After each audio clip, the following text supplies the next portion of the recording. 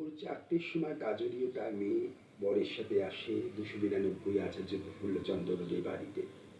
ফুলবাগান থেকে সেজ ছোট ছেলেকে নিয়ে বিনা মেঘে বজ্রপাত ঘটেছিল সেই দিন।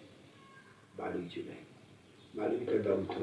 এই খবর শুনে সবাই চলে আসে সেই বাড়িতে।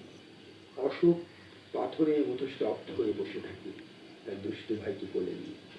মালবিকার নদার বড় ছেলে, বড় আদরের ধন। সে তার আব্বার জীবনে এত বড় আঘাত কি করে মেনে নেবে, সেই নিয়ে সবার মনে প্রশ্নের ঝড় বইতে শুরু করে। ততদিনে অভাবের সাথে যুদ্ধে শুরু করেছিল সে।